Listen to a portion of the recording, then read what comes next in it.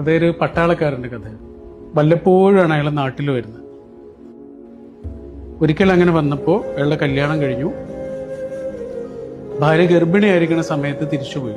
വർഷങ്ങൾ കഴിഞ്ഞിട്ട് വരുമ്പോഴാണ് അയാൾ അറിയുന്നത് അയാളുടെ ഭാര്യ പ്രസവിച്ചു എന്നും 2 കുഞ്ഞുങ്ങളെ കിട്ടിയെന്നും. പക്ഷെ ആ പ്രസവത്തിൽ അയാളുടെ പ്രിയപ്പെട്ടവളെ നഷ്ടപ്പെട്ടു എന്നും.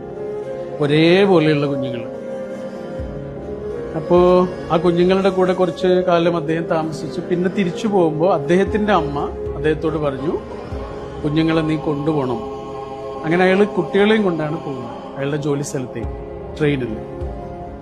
ആ ട്രെയിനിൽ വെച്ച് കുട്ടികൾക്ക് 2 പേർക്കും പനി പിടിച്ച് ഒരു കുട്ടി മരിച്ചു. അപ്പൊ അന്നൊരു നിയമമുണ്ട്, ഒരു രാജ്യത്തിൽ നിന്ന് മറ്റൊരു രാജ്യത്തേക്ക് ഡെഡ് ബോഡി കൊണ്ടുപോകാൻ പറ്റും.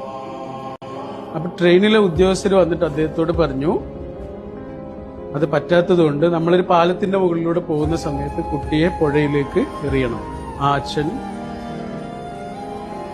കുട്ടിയുടെ ഡെഡ് ബോഡി പുഴയിലേക്ക് വലിച്ചു. പിന്നെ അദ്ദേഹം മറ്റേ കുട്ടിയുടെ അടുത്ത് ഇങ്ങനെ വന്നിരിക്കുക.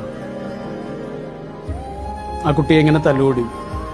നഷ്ടപ്പെട്ട കുഞ്ഞിനോട് പോലുള്ള സ്നേഹവും വാത്സല്യവും ഒക്കെ ഈ കുട്ടിയോടുണ്ട്. ഞാൻ ആ കുട്ടിയെ ഇങ്ങനെ എടുത്തിട്ട് തോളിലിട്ടപ്പോൾ ആ കുട്ടി ഇങ്ങനെ കുഴഞ്ഞുപോയി.